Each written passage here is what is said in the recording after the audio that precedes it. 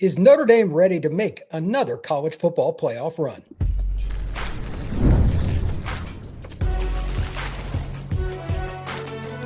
You are Locked On College Crossover, part of the Locked On Podcast Network. Your team every day. To this crossover edition of Locked On the Portal and Locked On Irish. I'm your host, Brian Smith, longtime college football recruiting analyst. Thank you for making both Locked On Irish and Locked On the Portal a part of your day each and every day, right here on the number one sports podcast network in the country, Locked On. We are glad to have you here. We're going to be talking about how the Irish will use the transfer portal. They only used it for 8 players this offseason that were in for now. But is that going to change with a lot of players heading off to the NFL after this season? We're going to get to that later in the show. Notre Dame's offensive line depth. They've lost multiple players. How's it worked out? Did they approach it right? I think they did, but it's open for discussion. We're going to be talking about CJ Carr and Jeremiah Love, just because, quite frankly, they're awesome football players. But what kind of impact do they have moving forward? Recruiting, transfer portal, and everything else. But at the beginning, how much of a run can the Irish make in the playoff this year? It's been a flawed team, but one that has made changes. Let's figure it all out with my guy, Tyler Wojciak. Tyler, what's going on, man? Everything good in your world? Yep. Very happy to be back here talking to you. It's been too long, and it comes at a good time. If we had done this right after the Texas A&M game, I don't know if morale would have been quite as high as it is now, but Notre Dame has won 7 straight. Looks like they have a good chance to make it back to the college football playoff as long as they take care of business, and recruiting seems to be on the rise again. That is very true. I'm going to dive in more into the recruiting part of this in another week or two. We'll do another show, but 27 recruiting has already taken off, and some of the things I've heard behind closed doors, just as a precursor for a couple of weeks from now, very good for the Irish. But to that end, it is my belief, and I want to ask you this, last year they made the run after getting beat by Northern Illinois, going all the way to the title game before losing again.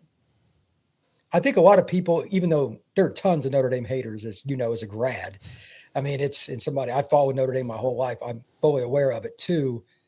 Do you think that it helped with high school coaches, trainers, everybody, and of course the recruits themselves, because it was the belief, okay, they've truly stepped up their game? Do you think that's one of the reasons they've got a top 5 class right now?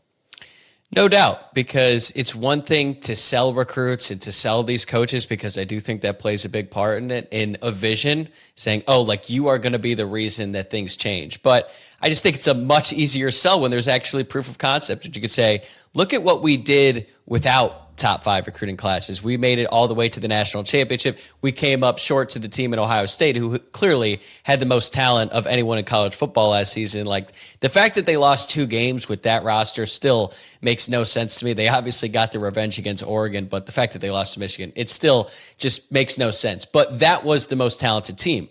And it's because they recruited a high level every single year. And then they're very smart in how they use the transfer portal. And I think Notre Dame is trying to do the same thing. So the fact that they were able to go to the national championship, knock off the SEC champion in Georgia, who also recruits every year, just provides proof of concept to the recruits, to their families, to everyone around them that, hey, not only can you get a great education and it can set you up for your long-term future at Notre Dame, but you can win on the field too and then end up going to the NFL.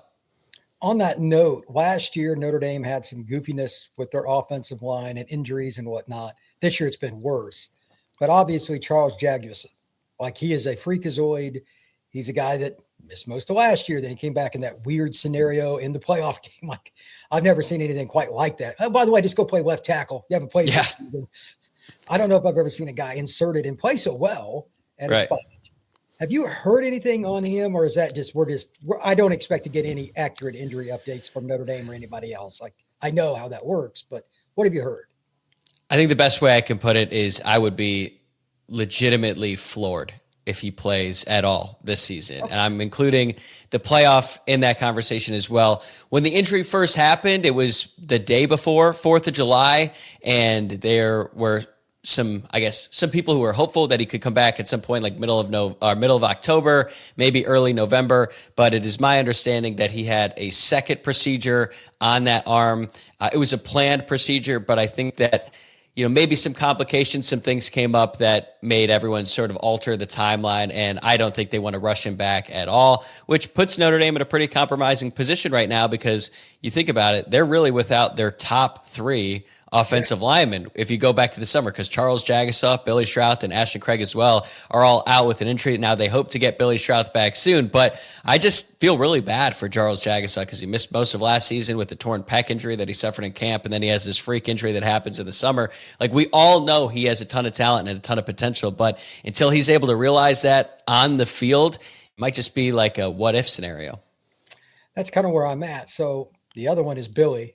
He's MCL sprain. I forget what it was, PCL, something like that.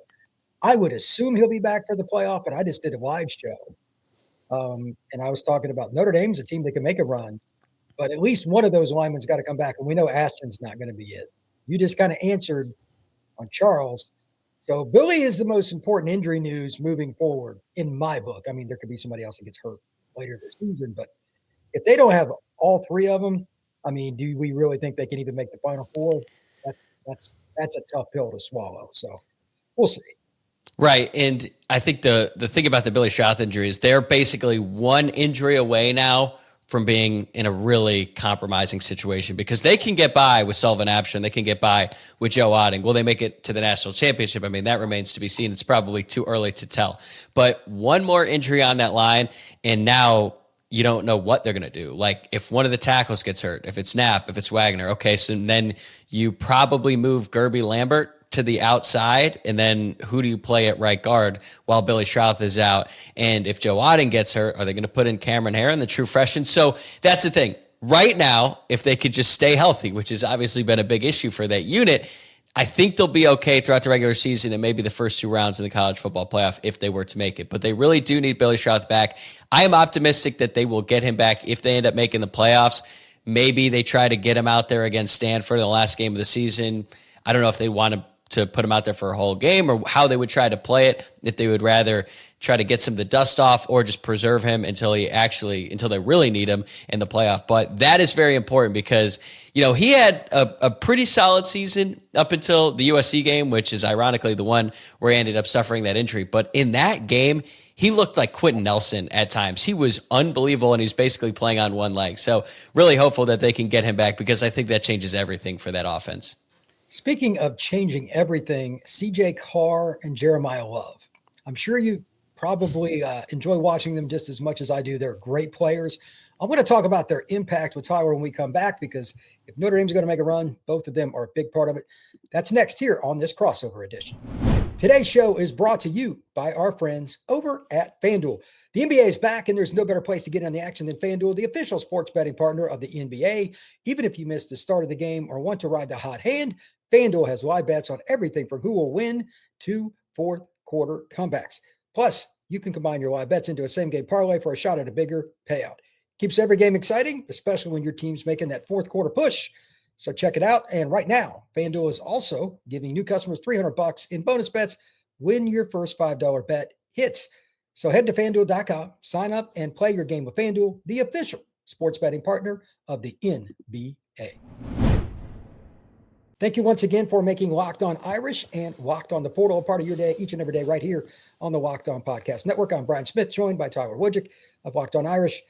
And I'm very surprised that CJ has been, acclimated this quickly into looking like a 10-year veteran in the NFL. Like the way he's just on the field, the way he acts, everything. We knew Jeremiah Love was Jeremiah Love. One of the reasons he's still at Notre Dame is he couldn't turn pro after last year.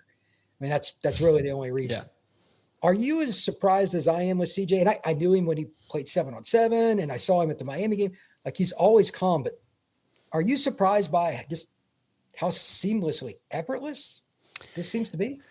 I am surprised. I was really optimistic about what CJ Carr could do for Notre Dame, but I think my expectation was that he would really take off in his third season. And I felt like his first year as the starter was going to feature some ups and downs. And that was before the competition that ensued during fall camp, where it sounded like he couldn't stop turning the ball over and that he barely won the job over Kenny Minchie. So then when the season started, I thought they're going to be really conservative with him. They're not going to push the ball downfield that much. And then against Miami, that proved to be true. And it maybe was the reason that they lost that game. Like, they were too conservative. And then at the end, when they had no choice but to throw it downfield, he really started to excel, brought him back, and then the comeback ends up falling short. But that game alone really impressed me. And then for him to go out there and keep up with Texas A&M in that track meet, which looks a lot better now than it did even in that moment, I was just so blown away. Look, there's been some bumps along the way. Like you could point out that clap that he had at the end of the first half against Texas A&M that nearly led to a disastrous turnover.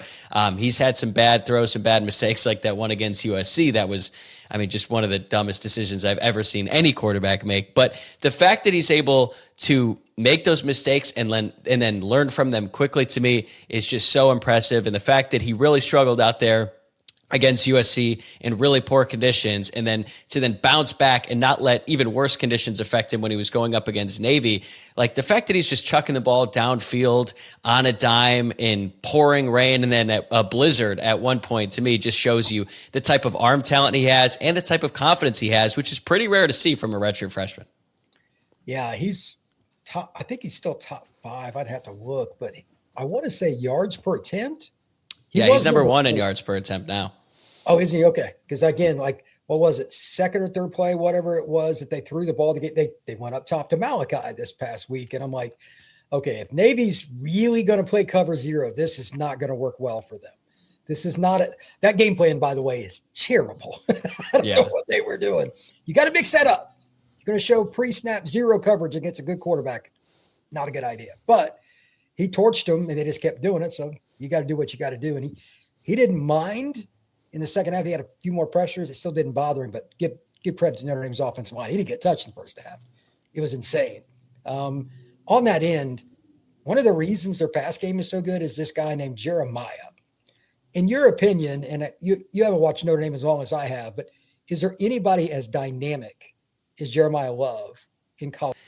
In college football today, no. And I was actually saying this week on the show, encouraging all Notre Dame fans to appreciate Jeremiah Love as much as possible, because we've only got a handful of games left with him. And he is just such a special talent. He can do so many different things. He can run around you. He can run over you, as we have seen so many times in the past. And he is not afraid to run through you either. And I think that's the Jeremiah Love. That's the version of him that I like the most, when he just lowers his shoulder and he ends up turning 3, maybe 4-yard gains into 9-yard runs just because of his ability to stay on his feet. But it's funny now to look back to the summer when we were having debates about who has the best running back room in college football. Is it Notre Dame or is it Penn State? And you got to give credit to Singleton and Katron Allen for what they did in the Orange Bowl, because they collectively played better than Notre Dame's running backs in that game. But this year, it has not been close whatsoever. The Notre Dame running backs have just taken their game to another level, and Jeremiah Love is a big reason why. And I think, we've always known that he's great with the ball in his hands, but now he's improved as a pass catcher, and now he's improved in pass protection. Like, he has really rounded out his game, and at this point, I would be surprised if he's not a top 5 pick in the NFL draft. He is. I don't like running backs going high, but he's just as good a receiver as he is running back, because he has natural hands. I had a chance to see him at the Under Armour event when he was coming out of high school. And in practice, he was just natural with everything he did. And I still remember after the game, he walked up to me and he was mad. It's an all-star game. Nobody gets a bunch of carries. He goes, man, I didn't even get lathered up. I only got 3 carries. Like, he was genuinely mad. Like, he's that competitive. And right. He knew that I was a Notre Dame guy and I was kind of following like what he was doing, but he just has to win at everything. And that's why he's so good. And to that, I just want to throw this out there. See Ball, Get Ball, the podcast. I don't know if you saw that, the clip with CJ. Yeah, with David Pollack. Do you remember the comment that he made, the little story about Jay Love at the Goog? No, I didn't.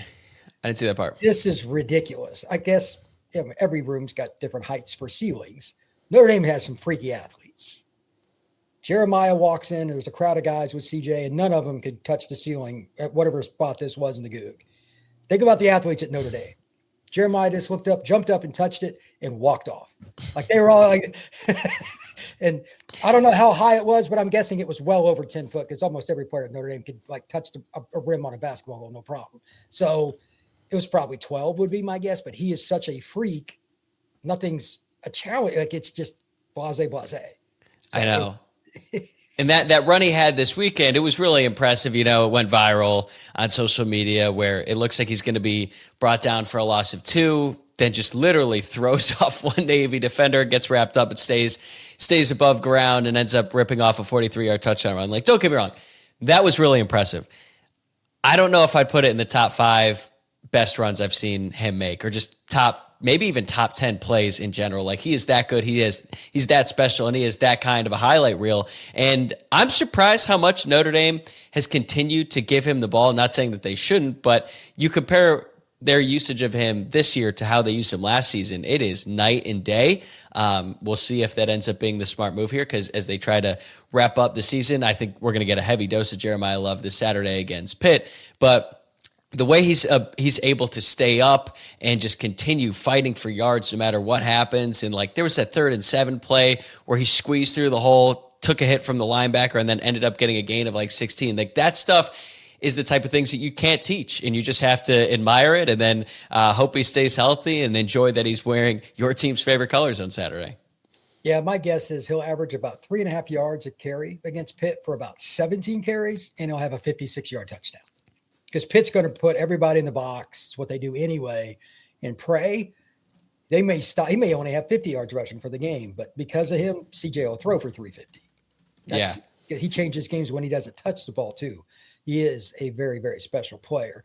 When you talked about Jeremiah Love and all the crazy plays he made, the other part of that, I just thought about this. Notre Dame's defense, first 2 games, was not being managed properly.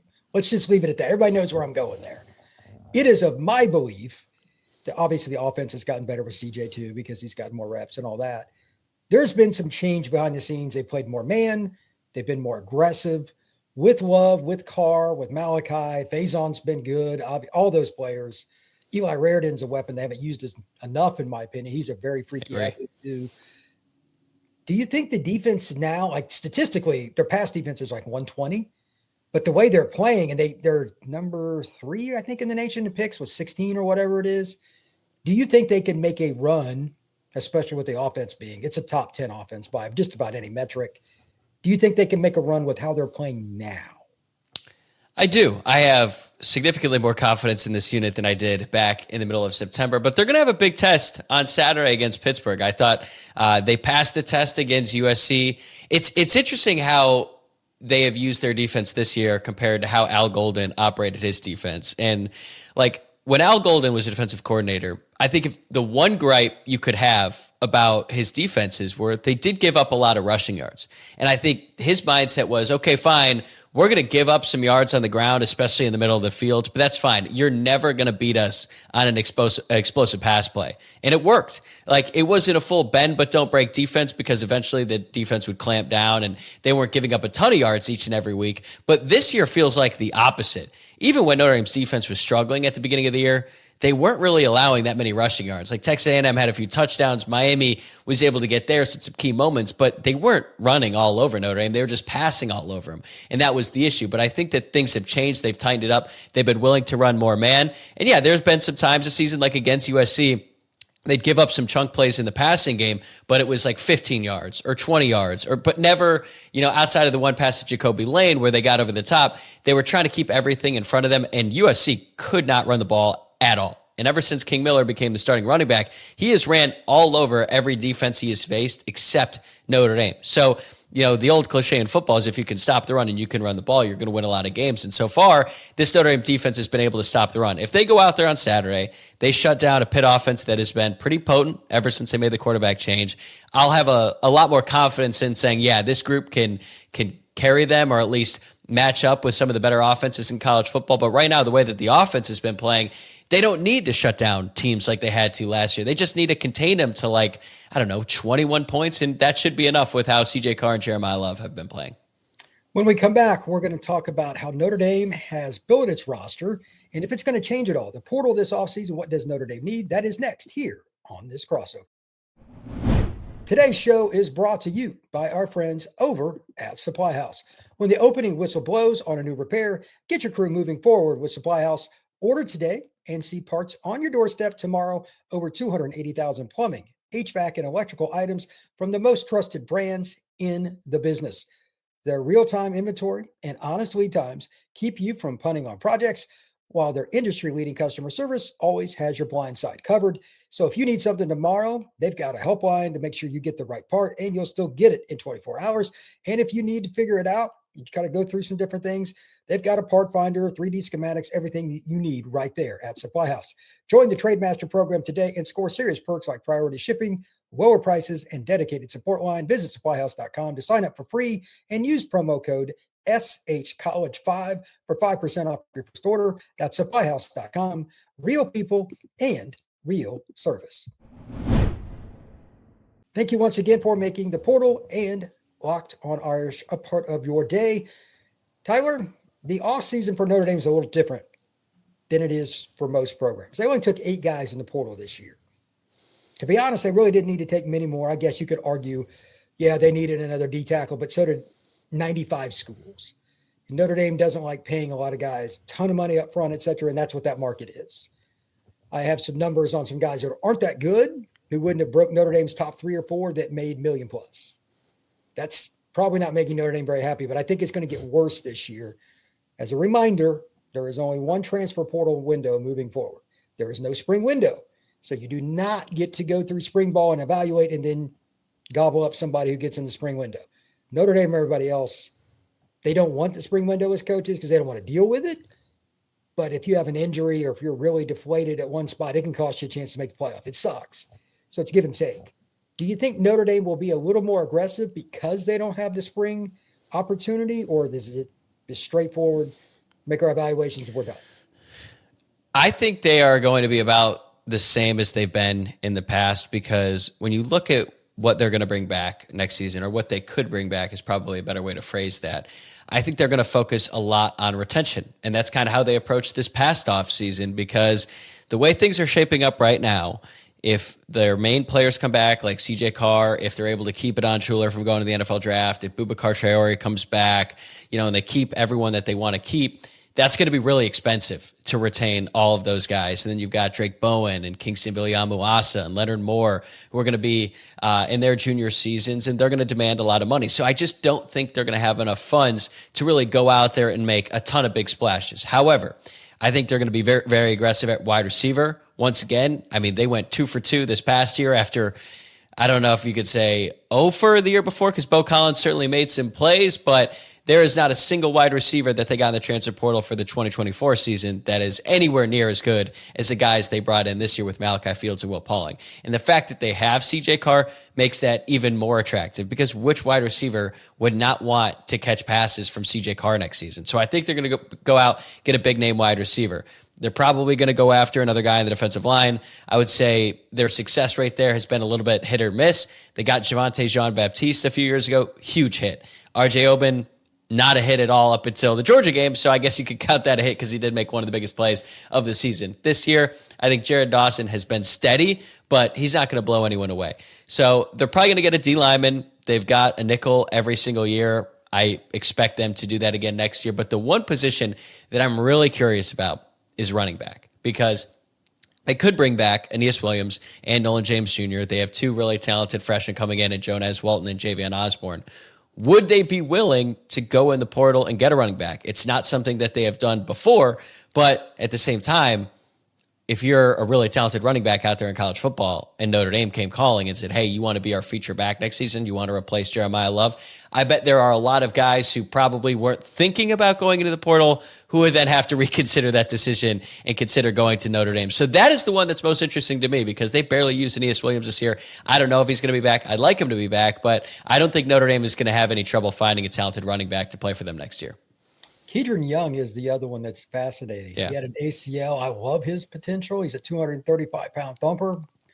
But bigger guys coming off ACL, you have no idea how that's going to go. Yeah, we saw that last year with Mitchell Evans. He wasn't healthy until really November. Like, he didn't look like himself.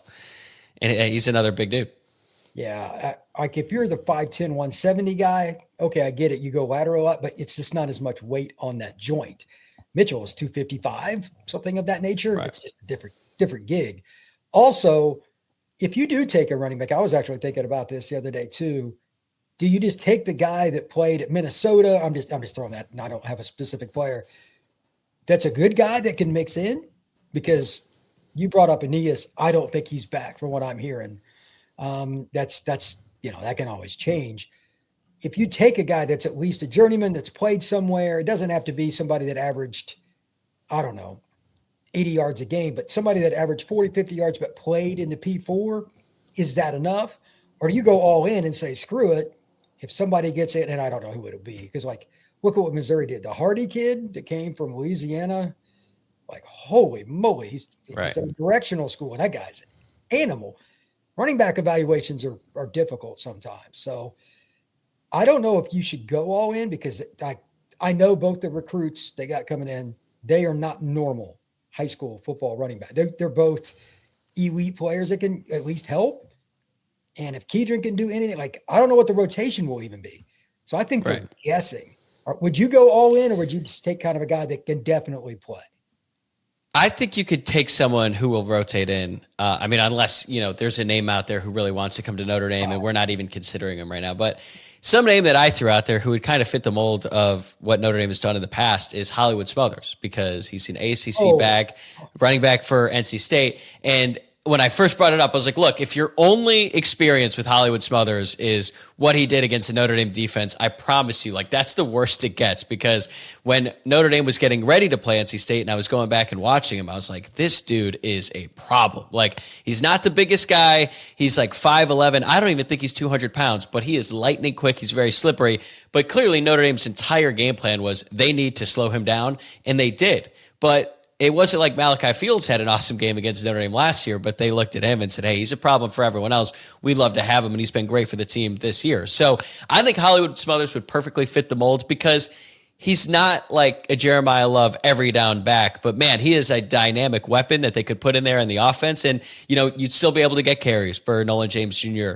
Because they really, really like him, even though he hasn't done anything on Saturdays this year. They were raving about him in fall camp. He might be the reason why Aeneas Williams might enter the portal. Kedron Young, if they can get anything out of him. And I would imagine that either Osborne or Walton, one of those guys is probably going to separate next year, and he's going to demand some carries as well. So, look, Jaywan Sider likes to get two guys. If they get Smothers and then one of the guys they have in-house really takes his game to another level, that's another really good room going into next year. Yeah, it doesn't take much. If Hollywood wants to come, I'm all in on the same thing that you said. I saw him play earlier in the year where he made guys miss like 3 and 4 guys on a play. Not just some scrub team either. It was an ACC team, P4. And I'm like, okay, this guy's got NFL potential. And he's only a sophomore. So he can't turn pro. He's either going to be back at NC State or go somewhere else. And by the way, I don't know if you know this, it is likely Doran's going to step down from what I've heard. Coaching change and all that makes it more likely that there could be and I'm not saying he's going to know. I have no idea where he would go. But they're terrible compared to what they could be. Because they got so much offensive firepower. He's probably tired of that defense, leaving them out to dry. They were so bad on defense. Insane. I mean, it also would make sense for him where you come to Notre Dame, you get the bigger spotlight, but you're also not going to have to carry the entire offense. Like, your workload would go down, but in theory, you'd become a lot more efficient, and you'd be able to be on a team that has national championship aspirations. And, that's another thing we have to take into account is Notre Dame is going to be thinking national championship or bust next season. So when they go out in the portal, they're going to be thinking swinging big there. And I think Hollywood Smothers would fit that mold where, he might not have the star power of the guys that they have now, but he could certainly contribute to a winning team. Yeah, I agree. Last question for you. If you were to rank positions for the portal this offseason, and I know part of this is guesswork, because again, like, does Aeneas go in the portal, et cetera? Like, there are other parts of that. We're both expecting Jadarian Price and Jeremiah Love to say goodbye to Notre Dame, head to the NFL. What are the 3 positions that you think are most likely for Notre Dame to go after in this year's portal? Wide receiver 1. That's an easy one. And I think that they can get some big time players there.